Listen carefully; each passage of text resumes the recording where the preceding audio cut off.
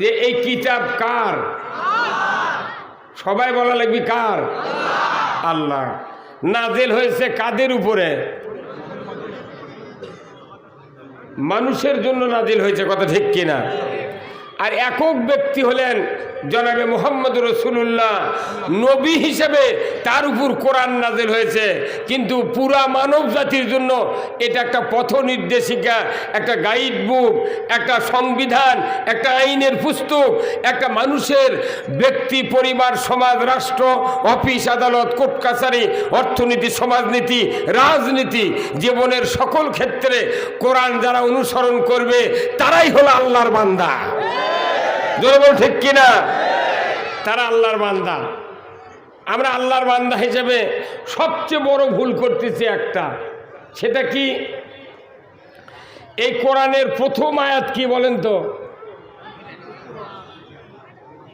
প্রথম আয়াত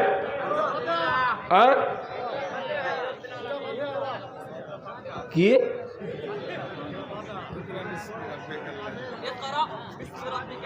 হ্যাঁ হ্যাঁ, এই যে কসে এই কোরআনের 1 নম্বর আয়াত যারা নাজিল করেছেন তার 1 নম্বর আয়াত হলো ইকরা বিসমি রব্বিকাল্লাযী খলাক। তার মানে কি? আল্লাহ আগেই বলেছেন তোমরা সৃষ্টিকর্তা রবের নামে পড়ো। আল্লাহু আকবার। কিন্তু আল্লাহর ইজ্জতের কসম, বাংলাদেশের ইমানদারেরা পড়া ছেড়ে দিয়েছে। আওয়াজটা ধীরে হলো কেন? হ্যাঁ, সবাই বলা লাগবে ঠিক কিনা? বাংলাদেশের ইমানদারেরা পড়া ছেড়ে দিয়েছে। মৌলবীরা পড়ে না, ছাত্ররা পড়ে না, ডাক্তারেরা পড়ে না, ইঞ্জিনিয়াররা পড়ে না, অফিসাররা পড়ে না, কেউ কোরআন পড়ে না।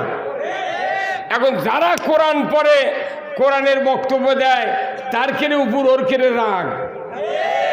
জোরে বলে ঠিক কিনা? তার মানে ওরাও দেখা কানা, আমাকেও করছে তোরাও কানা হয়ে থাক। তা আমরা কানা হব না চক্ষু নিয়ে হাসরের ময়দানে উঠব?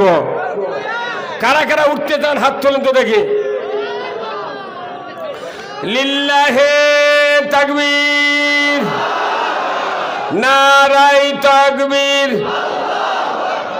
নারায়ে তাকবীর। আল কোরআনের আলো,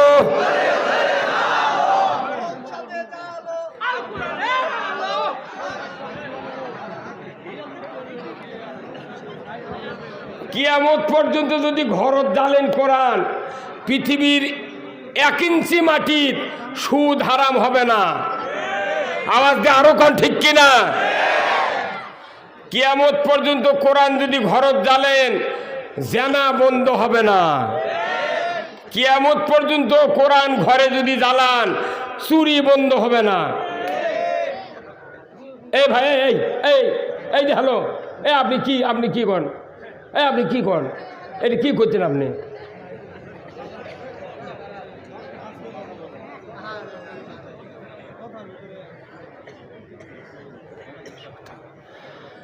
কোরআন এমন জায়গায় আল্লাহ রাখার কথা বলেছেন, সেই জায়গায় কোরআন না থাকলে, কোটি কোটি কপি ঘরে ঘরে থাকলে পৃথিবীর জমিনে শান্তি হবে না। আপনারা বললেন আল কোরআনের আলো ঘরে ঘরে জ্বালো। আচ্ছা, ভালো। বাংলাদেশের সবচেয়ে বড় মাদ্রাসা হল হাটহাজারী। হাটহাজারী চট্টগ্রাম কওমি মাদ্রাসা, বিশাল মাদ্রাসা। তো ওই মাদ্রাসার কমপক্ষে 72,000 কপি কোরআন আছে। কথা কোন নাকি আপনারা? কি ঠিক কিনা? 72,000 কপি কোরআন আছে। ঢাকা লালবাগ কওমি মাদ্রাসা কমপক্ষে 35,000 কপি কোরআন আছে। বগুড়া জামিল মাদ্রাসার কমপক্ষে 22,000 কপি কোরআন আছে। এত ছাত্র। বাংলাদেশের 90,000 মাদ্রাসা আছে, কওমিয়া, আলিয়া, হাফিজিয়া, ফুরকানিয়া, নুরানিয়া, মহিলা। এই 6 বিভাগে 90,000 মাদ্রাসা। প্রত্যেক মাদ্রাসাত কোরআন আছে, আছে না নাই? তাও কি 2-1টা? শত শত কপি। বাংলাদেশে 5 লক্ষের মতো মসজিদ আছে। বয়তুল মোকাররম থেকে শুরু করে আপনাকে ঈশ্বর লক্ষ্মীপুরের মসজিদ পর্যন্ত, একটা নতুন যে মসজিদ তা তো 10 কপি কোরআন আছে, আর বড় বড় মসজিদে 100 কপি পর্যন্ত 50 কপি দেখেন উয়ে খায়া খালি লেখা আছে, জেলেট নেই। কথা কন, বাংলাদেশে 20,000 পীর আছে, পীর 20,000 পীরের কাছে 20,000 কোরআন শরীফ আছে, 20,000 পীরের 3 কোটি জাকের আছে, এদের বাড়িতে কোরআন আছে, আছে না নাই?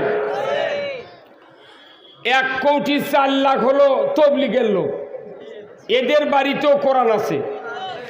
এক একটা গ্রামে 100 করে যদি বাড়ি হয়, এই বসেন বসেন না, বসেন আপনি, বসেন, কোন ছবি তোলেন, বসেন বসেন আপনি, আরে বসেন আপনি, কি করা লাগবে? আপনি ওদের তোলাতে আমরা কথা শোনেন, আপনি না ওটা তুলতে দেবো না, আমার কথা আপনার ফরজ শোনা, মান না যে এক ভেতাল বাজায়, আমার কথা বলতেই দেয় না।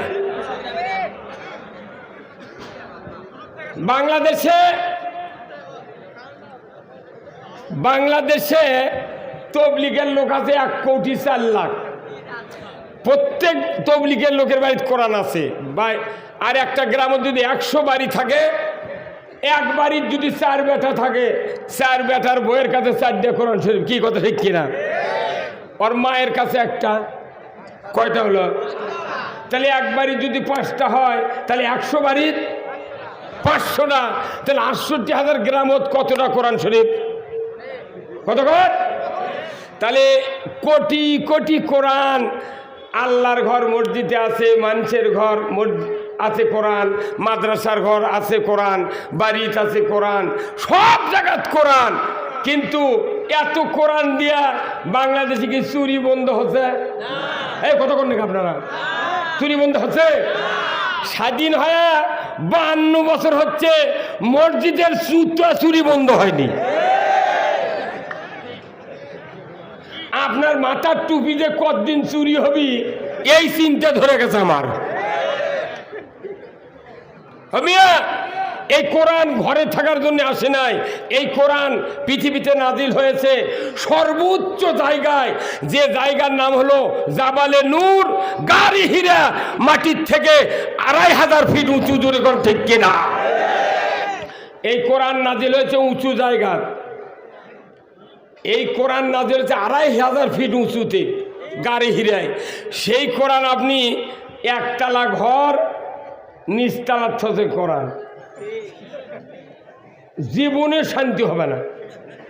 আপনাকে এটি ভাই বিল্ডিং আছে, বিল্ডিং 3-4 তলা বিল্ডিং নাই, আচ্ছা মনে করেন 10 তলা বিল্ডিং, 10 তলা বিল্ডিংয়ের পানি সাপ্লাইয়ের জন্যে পানির ট্যাঙ্কি কি নিচতলা থয় না ওই শিলাকোটার উপরে থয়? শিলাকোটার উপরে, শিলাকোটার উপরে ট্যাঙ্কি সেট করে, সাবমার্সিবলের থেকে পাইপ দিয়ে এক পাইপে ট্যাঙ্কির পানি ওঠে, আর এক পাইপ দিয়ে নিচে নামে। আপনি যদি নিচতলার টয়লেটে বসে ট্যাপ ঢিল দেন, আপনার বদনা পানি দিয়ে ভরতে বাধ্য। এই আপনি হাত ইঙ্গা করলেন কেন? নিচতলার ওই ট্যাঙ্কির থেকে পানি আসতে বাধ্য। কিন্তু আপনি যদি মনে করেন আহা এই 2টা পাইপের কি দরকার, এক পাইপ দিয়ে উঠবি আর এক পাইপ দিয়ে নামবি, অতএব ট্যাঙ্কি আমি নিচতলার থব, আর সাবমার্সিতে পানি তুলে খালি ওটি ঢালবো, আর 10 তলার যা পায়খানাত বসে ট্যাপ ছাড়ে দিয়ে পানি খরচ করব। কিয়ামত পর্যন্ত ওটি বসে থাকলে 1 ফুট পানি পাবেন না। এই কতক্ষণ আপনার বেকারে লুঙ্গি দিয়ে মুছে বাড়ার লাগবে, কথা ঠিক কিনা?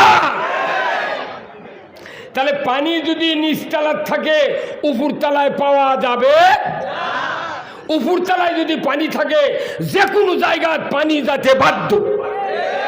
এই কোরআন হলো মানুষের চলার পথের সবচেয়ে বড় সংবিধান, সবচেয়ে বড় গাইড বুক। এটা code of life. Islam is the complete code of life. এটা জীবনের সকল ক্ষেত্রে ব্যবহার হবে। এক যদি নিচতলার থন, ওই 10 তলার টয়লেটের অবস্থা আর এই কোরআন নিচে থোয়া একই অবস্থা। হ্যাঁ, কথা বলেন। তাহলে এই কোরআন রাখতে হবে কোথায়? আচ্ছা, বাংলাদেশের সবচেয়ে উঁচু জায়গা কোনটি? কার থেকে শিখে বলেন?